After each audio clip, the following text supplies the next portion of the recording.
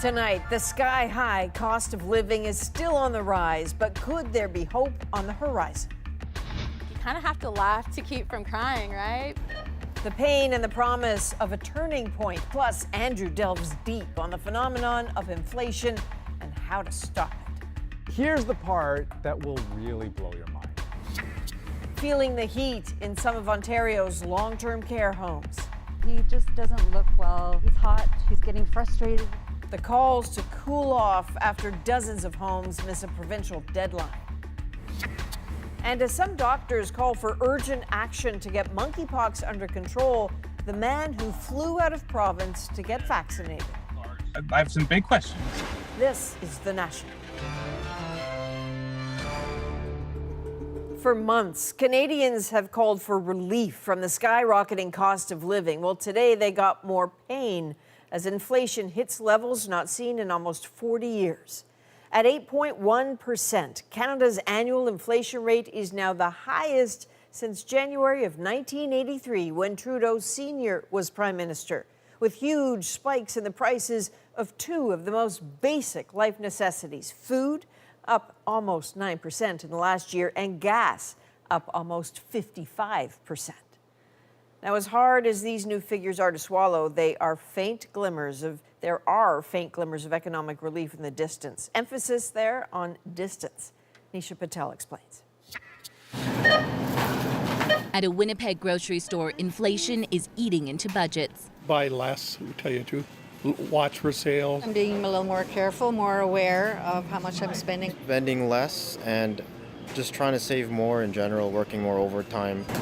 For months, the costs of food and gasoline have ballooned. There you go. Now some pressures may be easing just slightly. Food prices will continue to rise, don't get me wrong, but the pace to which prices are rising will slow down. It's little consolation to many Canadians, $47.95. especially when paychecks are just not keeping up. Honestly, you kind of have to laugh to keep from crying, right? Because it really is shocking to see foods that were once $2.99, $3.99 being shot up all the way to $7 to $9.99. Urban gardener Ajwa Toku says sky-high prices are why she grows what she can. From tomatoes to eggplants, backyard produce cuts her summer grocery bills in half. Living in the city, just that the cost of living is so high, it just really helps to be able to know that the money I do make doesn't have to go also into the food I'm eating. Canadians are also paying more for travel as demand soars after 2 years of pandemic lockdowns. Airfares are 25% higher than a year ago. Hotels cost 50% more. Meanwhile, vehicle prices climbed 8% amid global supply chain problems. Still, some of those global pressures may be improving. Global container shipping costs have been coming down, and so did commodity prices. Here at home, Canada's housing market is cooling rapidly, but inflation isn't expected to return to the 2% target until the end of 2024. It's a long way to fall from 8.1% to 2%. So there's a lot of work for the central bank. So it's likely the Bank of Canada will continue to hike interest rates aggressively to rein in inflation, which remains painfully high. So, Nisha, what sort of evidence is out there that prices might ease up a bit? Adrienne, one key area we're keeping a close eye on, and that's gasoline prices, which hit a record high in June, but have since fallen about 25 cents a liter. Barring any surprises, that should make a difference on the next inflation report. Right, but obviously not a difference on grocery bills like today. Not likely for several more months. Food prices are flattening out, but economists say it will take lower commodity prices, better supply chains, and even less demand to really see a pullback in those prices. Adrienne? All right, Nisha Patel in Calgary tonight. Thank you, Nisha. You're welcome. We all know inflation is painful, but how well do we really understand it, let alone control it? Enter Andrew. Getting inflation right is like keeping a dozen spinning plates in the air while riding a really sluggish, unresponsive unicycle with squeaky pedals at night in the jungle and a tiger is chasing you. Okay, it's a lot of metaphors, those and others, coming up as Andrew explains skyrocketing inflation and looks at some possible solutions in about 25 minutes. WestJet workers at airports in Calgary and Vancouver have voted to support a strike if they cannot reach a new contract with the airline. Workers could walk off the job as early as next Wednesday. Unifor, which represents the baggage and customer service agents, says wages are the main issue and that they have not increased in 5 years. Millions of people in Ontario and Quebec remain under heat warnings tonight after a second day of scorching temperatures. Those warnings stretch across southern Ontario and into southern Quebec, where in some areas today it felt like 40 degrees with the humidex. Warnings are also now in place in the Maritimes, with a stretch of hot, humid weather expected to start tomorrow. Now, that kind of heat is difficult on most people. Imagine having to live through it in a long-term care home without air conditioning. In Ontario, all resident rooms in long-term care are supposed to have AC under new legislation, but dozens of homes still haven't complied. As Philip Leishanock reports, that has one family speaking out. JC Ruhala is trying to keep cool during Toronto's heat wave, but she's worried about her dad. It's just horrible. The 77-year-old lives in long-term care. He has Parkinson's and dementia, and recently he tested positive for COVID-19. He's now in isolation in his room with no air conditioning, the temperature rising. He just doesn't look well. Now he's like, trying to take off his clothes. Like, he's hot. He's getting frustrated because he wants to leave the room. His wing is in lockdown. His daughter says he can't even have a fan in his room. Apparently it blows the virus around. Air conditioning has been a long-term issue in long-term care. Last year, Ontario Premier Doug Ford mandated all resident rooms have it. The deadline to comply was June 22nd, but seniors are still sweating. According to the province, of 627 homes, 90 missed the deadline and are not fully air-conditioned. Of those, 57, or nearly two-thirds, are for-profit. This advocate says there's no excuse. Do we need to go down that road again of how for-profit consistently failed during this pandemic? The province says supply chain issues and COVID restrictions due to outbreaks prevented some homes from meeting the deadline. And it says all long-term care homes have designated cooling areas for residents. But this researcher who has studied the effects of heat on the elderly says that's not good enough. They're generating a lot of heat, and altogether that will heat up the room. And he suggests homes need updated rules that sets a maximum temperature at 26 Celsius. Ruhala wants home operators and government officials to come spend an hour in her father's room. That's what I really need, like these people to firsthand experience what's happening in many of these homes. Philip Leishanock, CBC News, Toronto. After days of record-breaking heat, today brought a dip in temperatures and much relief for people in the UK. But in parts of Europe tonight, the situation remains critical. Clearly some frantic efforts in northeast Spain today, with crews battling a fast-moving wildfire as more villages were evacuated. Across southern Europe, from Spain to Portugal to Italy, there was some relief today from the extreme heat, but not enough to slow those destructive fires. And with thousands forced to flee, many are now waiting to see what, if anything, is left. Don't know what we're going to find. It's going to be just no trees, nothing. And then there's fear for what the rest of the week could bring, with another spike in temperatures in the forecast. Parts of Italy are expecting 40 degrees Celsius. While the human toll across Europe grows, Portugal and Spain are now reporting at least 1,500 deaths linked to the heat. As the United States grapples with its own dangerous heat wave, today President Joe Biden promised new action on climate change, but he stopped short of declaring a national emergency. Katie Simpson explains how the political climate in Washington is getting in the way of his agenda. The heat is making it so much harder to fight fires in Texas. In New York, emergency cooling centers are open for the vulnerable. Today, some 44 million Americans sweltered under 38 degrees Celsius heat. Constant reminders about the reality of climate change.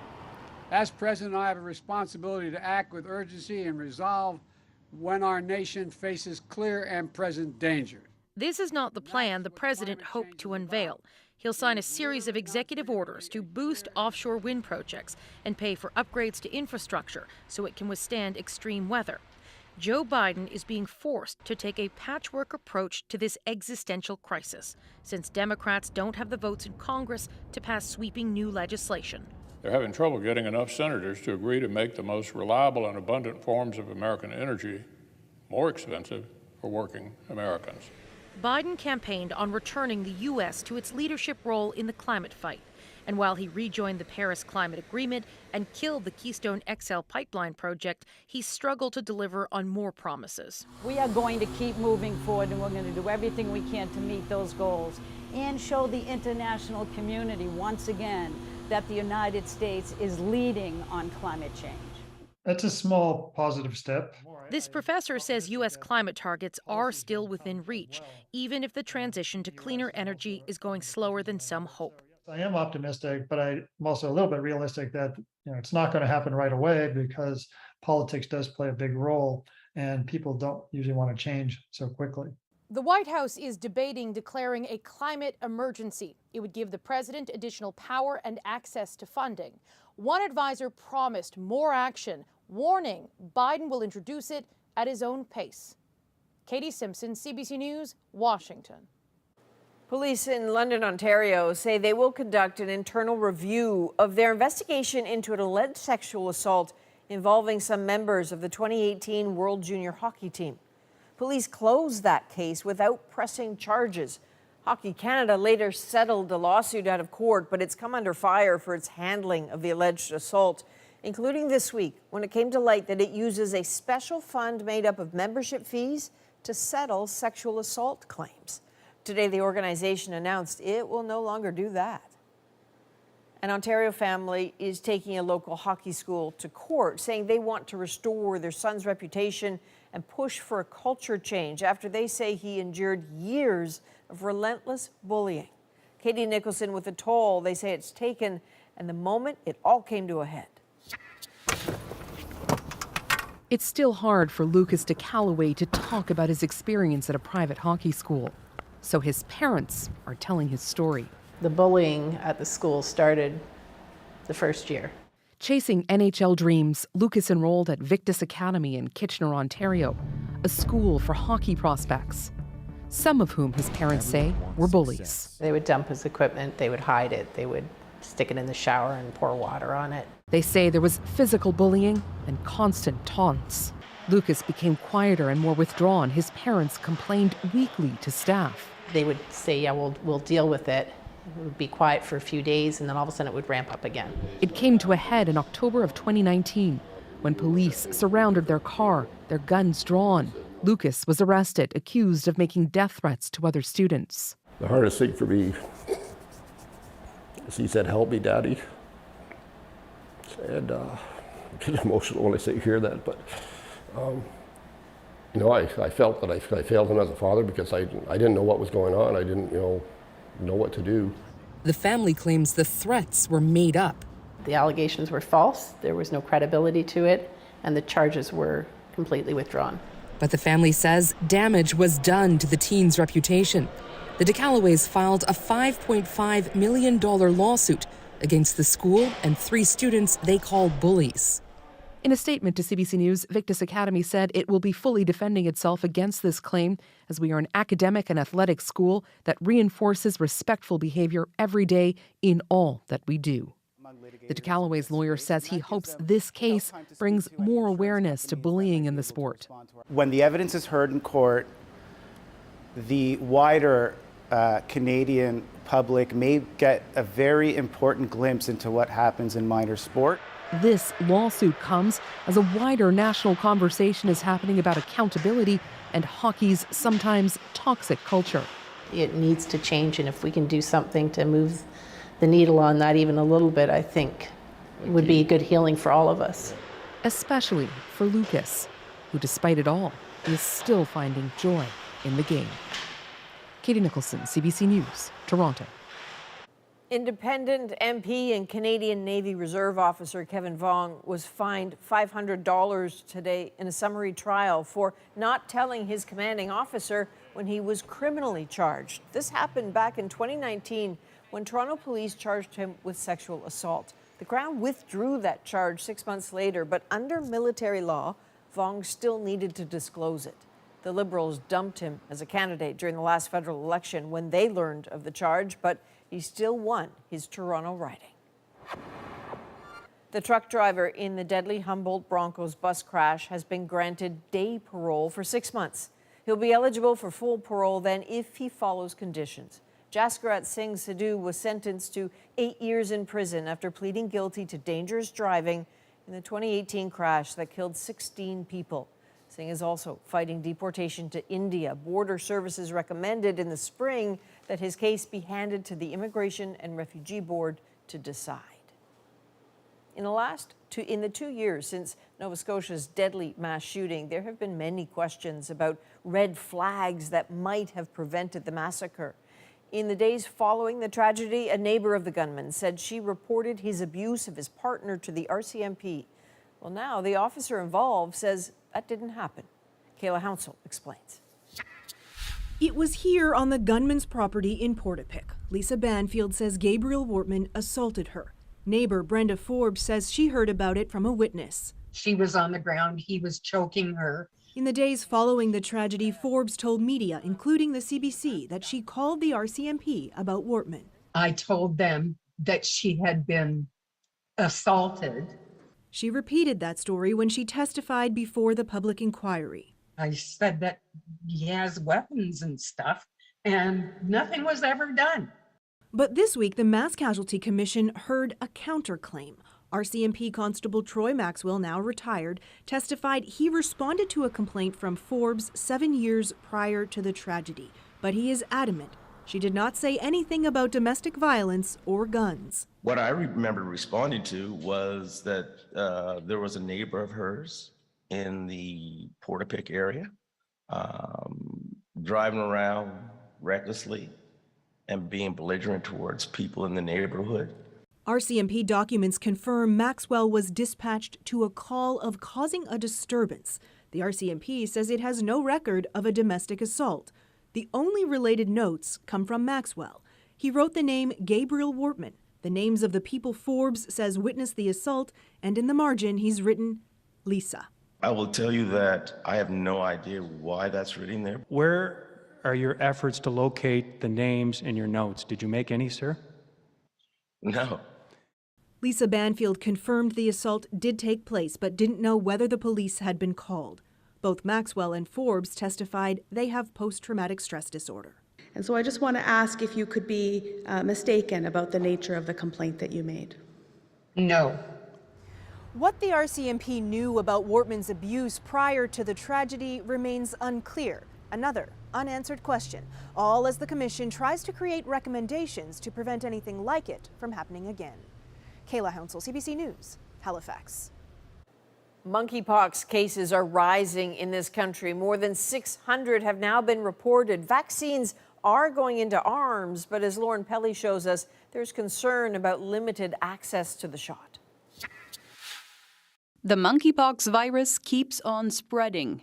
In Canada, there are now 604 known cases, while globally, more than 14,000 have been reported in just a few months. I think that it is much more widespread in our community than just what we're seeing in our confirmed cases. This virus is circulating in 70 countries across multiple continents, putting pressure on the entire international community to clamp down.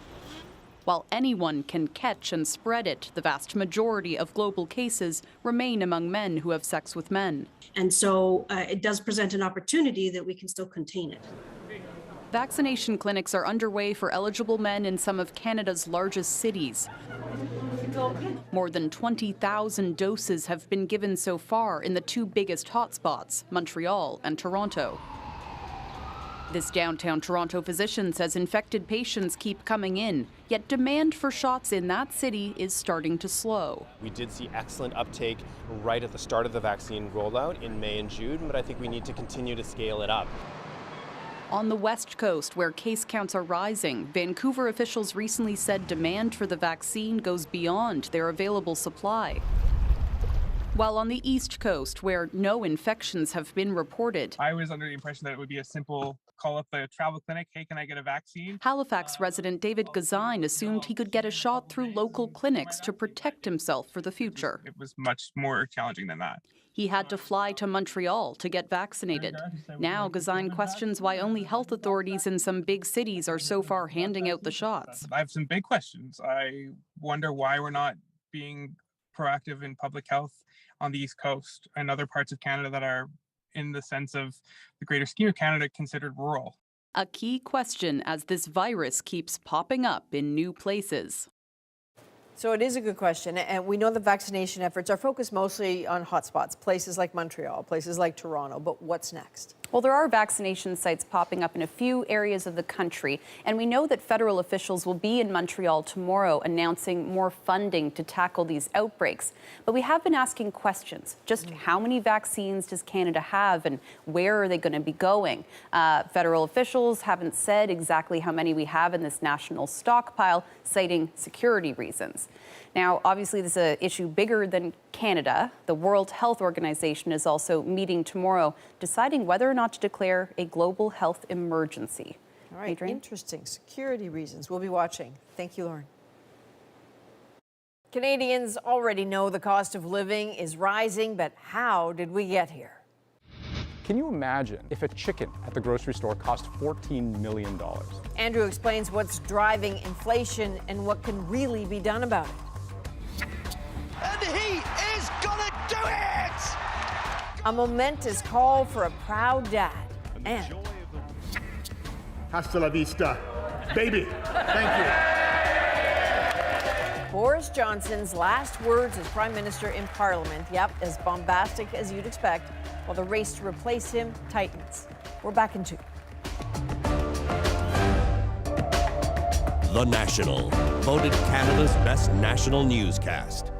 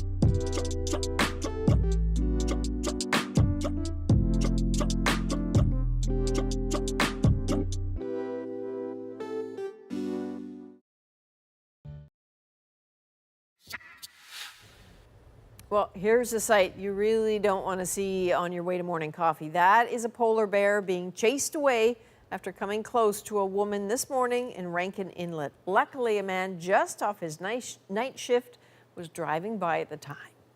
I quickly revved my vehicle and I went right in between the Nanook and her, and she started screaming. I unlocked my vehicle and we started chasing it right in town. I'm still shaking. It's freaked me out. Yeah, no kidding. A new report says those kinds of interactions with polar bears are becoming increasingly common because of human food waste.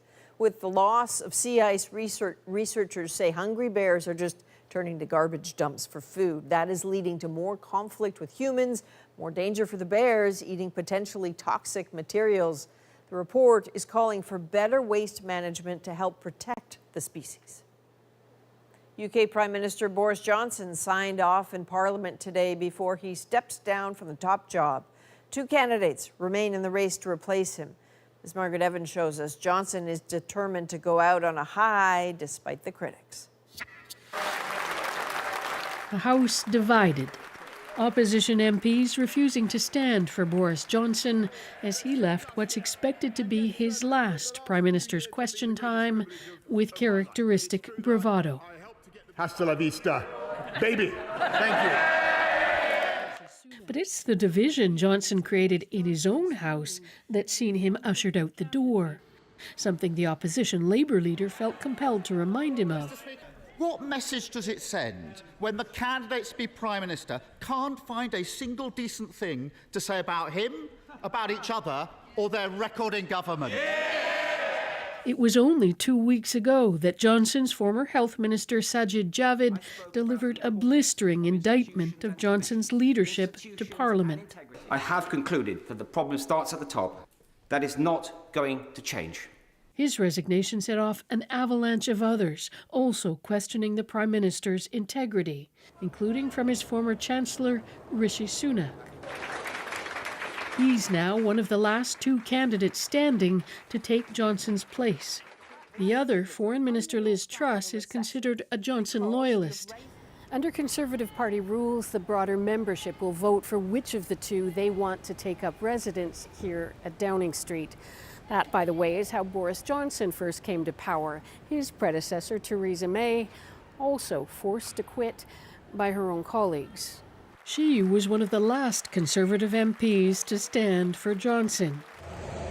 He's shown little public contrition, clocking up a few more photo ops, this one daring headline writers not to call him Top Gun, and offering up bullish performances, this one included.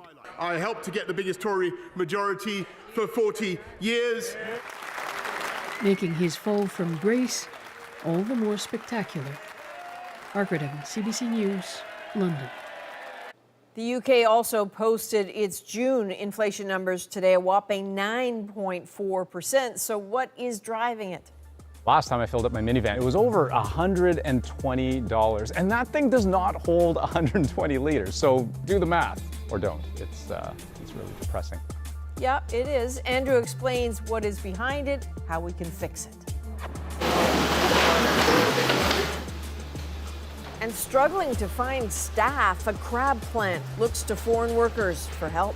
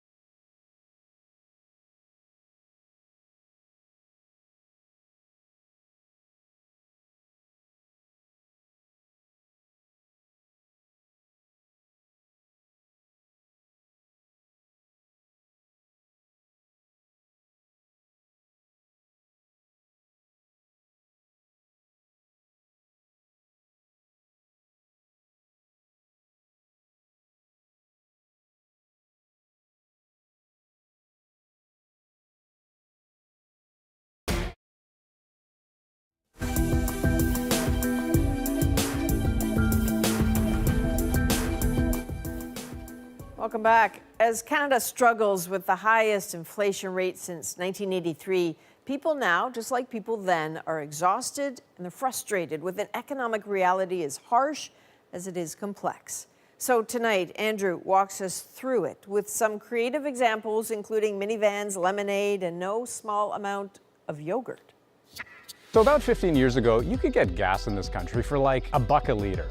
Now, the last time I filled up my minivan, it was over $120. And that thing does not hold 120 liters. So do the math, or don't. It's really depressing. When the Bank of Canada tells me that raising the interest rate on my mortgage is going to somehow eventually make things more affordable, like, don't they realize that I'm paying like $8 for a tub of yogurt that I used to buy for $3, and now I also have to worry about my house payments going up? We have a lot of yogurt in my house. Like, it's a ton. It's a ridiculous, obscene amount of yogurt. The craziest thing, when you hear politicians blaming each other or saying that we can solve inflation by doing this or doing that, they're not actually telling the truth. Not exactly, anyway.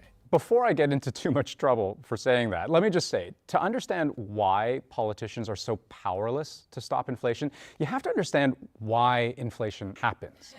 Inflation is the rate at which the price of goods and services change over a given period of time. The thing that it took me a little while to understand is that inflation isn't just about rising prices. It's about the price of money itself. Okay, so let's say you've got a lemonade stand and a big jug of lemonade that pours about 5 glasses. And hey, there just happens to be 5 kids with 10 cents each. 10 cents a glass, we call it a day. But then one kid realizes, hey, I can borrow even more money from my parents and they only charge me 1% interest. Or my parents are selling me an additional 10 cents for 10.1 cents. That's weird, right? But it's true. I promise there's a point here, okay? I swear there is. So this kid comes back to the lemonade stand with 20 cents, 10 of it borrowed, and the little bugger buys 2 glasses of lemonade. The other kids in line are like, hey, wait a second, if money is that cheap, I'm gonna do the same thing. So all the kids come with 20 cents, except now we've got a problem, don't we? Because you've still just got the 1 jug of lemonade. There's $1 of spending money out there, 50 cents of product, and you just ran out of stock. So what do you do tomorrow? You increase the price. 20 cents a glass. Congratulations, that's inflation. Is anyone else thirsty? No. Okay. It's what happens when the price of things increases because people have more money than there are things to buy. An extreme example, hyperinflation, is what happened in Venezuela just a few years ago. According to its central bank, it calculated inflation at almost 54 million% across just a couple of years. Can you imagine if a chicken at the grocery store cost $14 million? That's what Venezuela had. But here's a brain teaser for you. Who's to blame in a kind of situation, this kind of situation, where inflation gets so out of control? Is it the grocery store? Are they the problem for continually raising prices? Are consumers spending too recklessly? Maybe it's the bank's fault for making money so cheap. Or is it something else? A new set of measures is coming into force right now. The very people who run our country would have you believe that they are pulling the strings, but those strings are more like lead weights. Inflation, we know, tends to be sticky. Typically, inflation takes about 18 to 24 months following rate increases from central banks. It's actually what the Bank of Canada is trying to do right now, raising interest rates to squeeze people into spending less. But even that's a bit like the Titanic trying to steer around the iceberg. Even if you see it coming, you might not get out of the way in time. Or if you do, maybe you oversteer. You raise interest rates too much, and you just end up hitting something else, like a recession. You need to find the perfect balance between bringing inflation down to target at 2% without slowing the economy too much. When the Liberal government talks about all the ways that they're tackling inflation by making things like childcare and dental more affordable, that's only half true. The Bank of Canada, by law, is independent from political influence. Politicians can contribute to the overall macro conditions by not alarming Canadians about inflation. They're alleviating the pain of inflation in a narrow way, but inflation's still there. I still have to buy the $14 million chicken because I like chicken. Conversely, when the Conservatives talk about how government stimulus just makes inflation worse, that's also only half true. Yes, technically, having more money than goods in the economy is what got us into this problem in the first place, right? Just like with all those lemonade loans that the kids were taking out. And yes, what a crazy world this would be if on the one hand you had the Bank of Canada trying to raise interest rates to rein in spending, while the government, on the other hand, was handing over money in big bags to encourage spending and avoid a recession. But the actual truth? There are many factors that affect inflation that are beyond our control of Canadians and the Canadian government and the Bank of Canada. Here's an example: the war overseas. This is not something many economists or Canadians would have foreseen months ago, but it's a major factor in affecting inflation right now. Russia and Ukraine are two of the top 5 exporters of wheat globally. Together, they deliver something like 60 million metric tons of wheat to the rest of the world every year. But the war has had a catastrophic effect on that supply, driving up wheat prices everywhere. And just think about how climate change has affected crops, right? You think of things like drought and all of the problems that different people have growing the food that we rely on every day.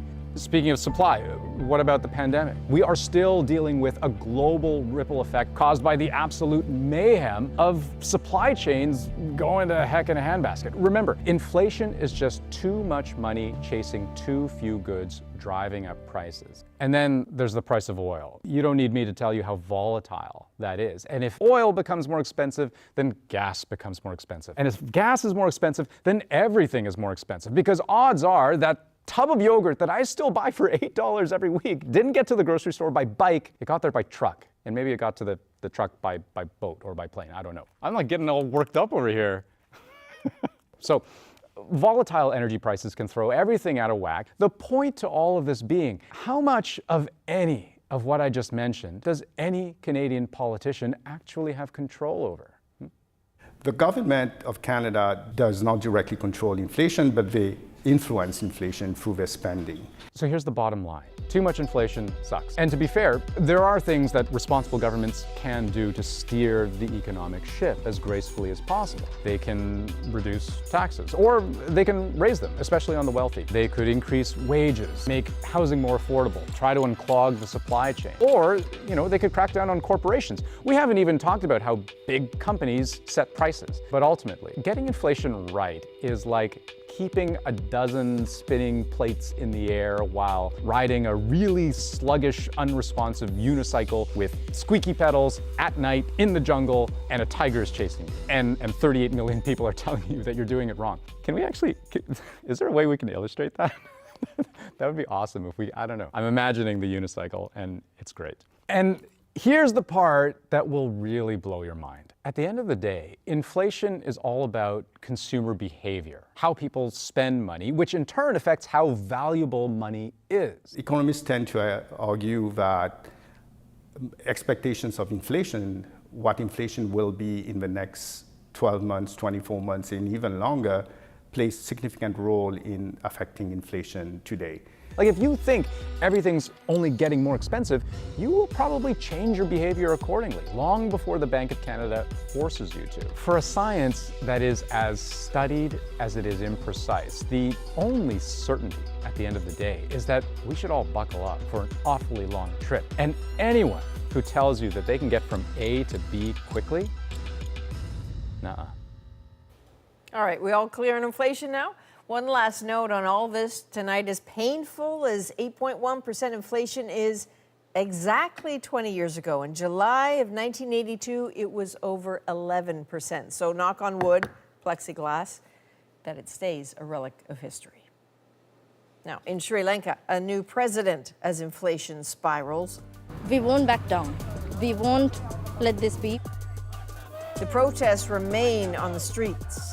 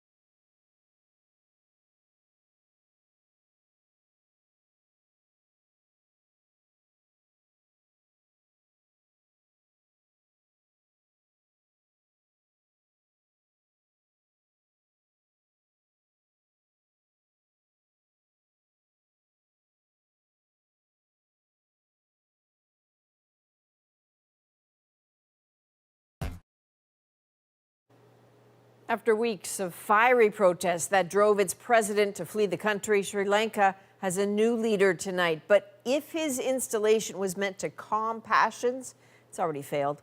Anita Bath has the latest on the crisis still gripping that country. On the streets of Sri Lanka's capital, Colombo, another day of protests as Parliament chose its new president. We won't back down. We won't let this be. We won't settle. Many say former Prime Minister Ranil Wickremesinghe is just as responsible for the country's economic crisis as the man he replaces, ousted President Gotabaya Rajapaksa. It's a sad day, though. It's a sad day, not just for the people of this country, but for whole of the world, I guess. Sri Lanka is more than $50 billion US in debt, fueled by years of economic mismanagement, including steep tax cuts in 2019. Pandemic lockdowns choked tourism, and the government started printing money, leading inflation to skyrocket to more than 50%. Now everything is in short supply. They've been trying to get fuel for 3-4 days and they couldn't get it. And my dad gave up. There were some videos that my dad recorded and sent to me that there's like kilometers of line just to get into one gas station.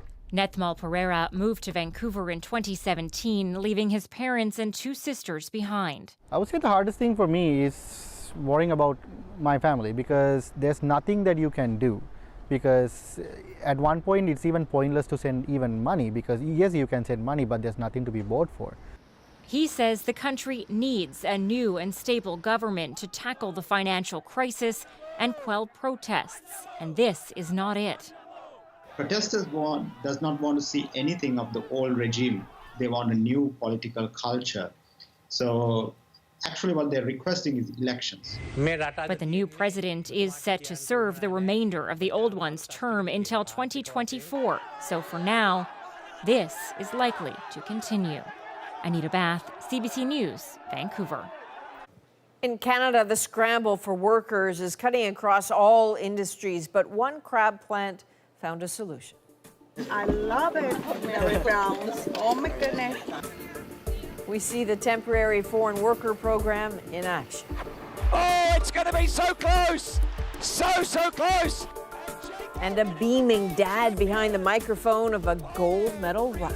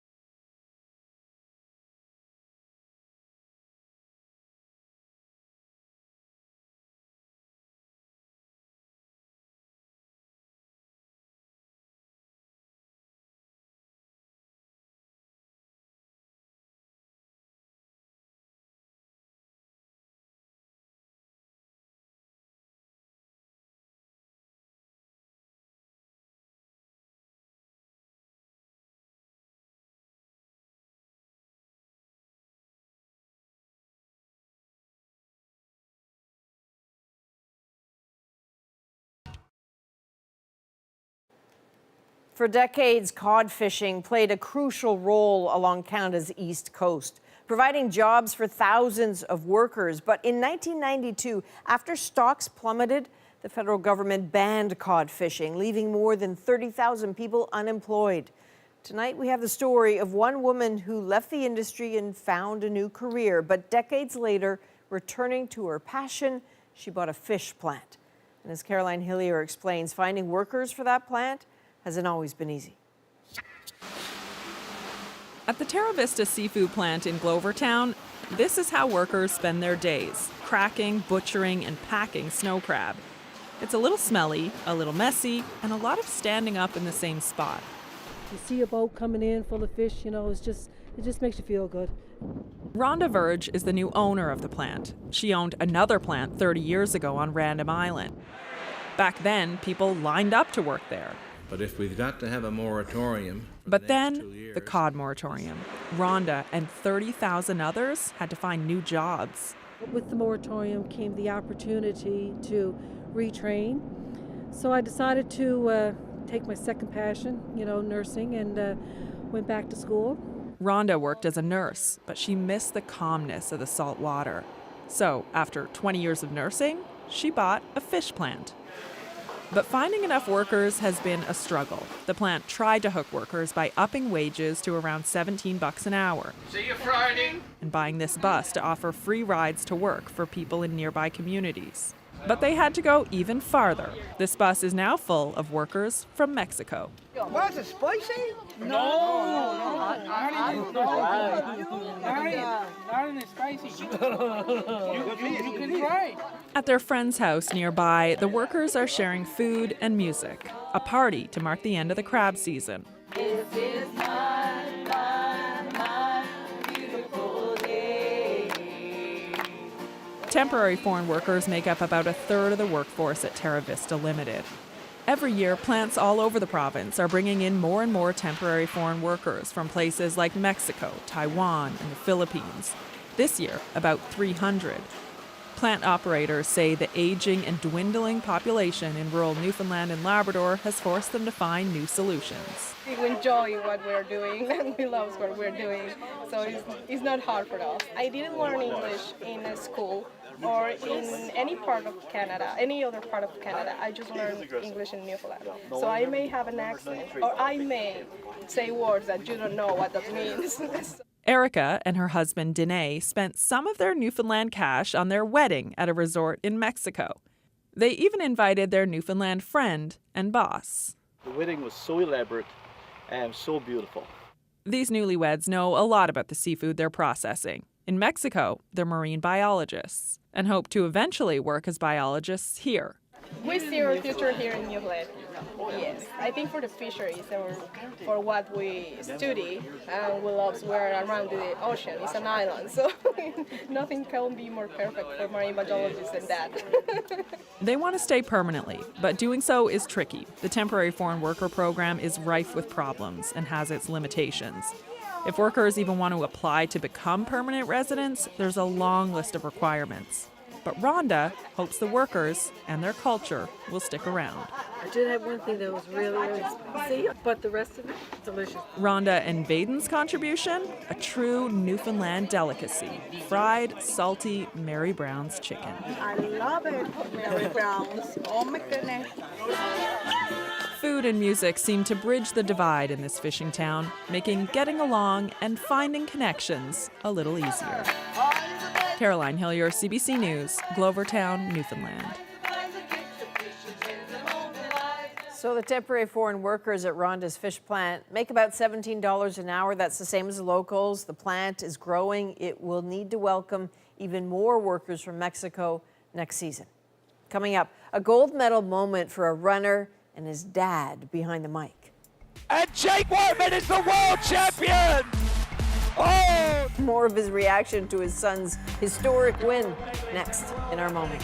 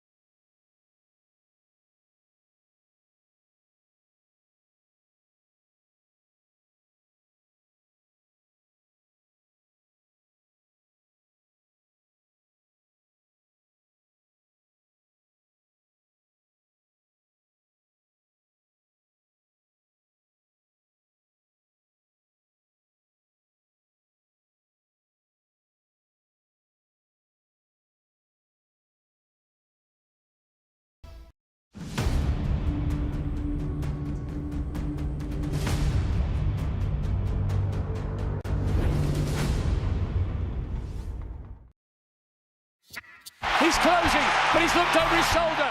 Jake Whiteman with the performance of his lifetime. Wow, what a golden night for Britain's Jake Whiteman. That was the moment the 28-year-old stunned the field to take home the gold in 1,500 meter at the World Track and Field Championships in Eugene, Oregon. So you'd expect family to be on hand for such a moment, but his dad had a very special role during the race as an announcer calling the race, and that moment is ours. Jake Whiteman has got a half year. He could become the world champion. He's got to stay strong, and he is gonna do it! The performance of a lifetime for Britain's Jake Whiteman, winning gold at the World Championship on Tuesday. I'm just so glad that I've been able to do what I've dreamed of since I was a kid. And taking in that incredible moment up close, his coach, also known as Dad, who also happened to be the stadium announcer calling the race. Oh, it's going to be so close! So close! And Jake Whiteman is the world champion! It was surreal watching it because you're thinking, I know that guy. He has a familiar look. Staying totally professional while his son made history with an upset. Of course, after the win, the two hugged it out, celebrating both Jake's huge success and the country's first world title in the 1,500 meter since 1983. World Athletics champion representing Great Britain and Northern Ireland, Jake Whiteman. So when you hear people talk about an upset, here's an indication of how he was not expected to win this. UK Athletics had him booked on a flight right around the same time as the 1,500 meter medal ceremony. So, you know, they changed the flight. He got his medal, he got his hug. What a moment. He got his, we got ours. That's the National for July 20th. Good night.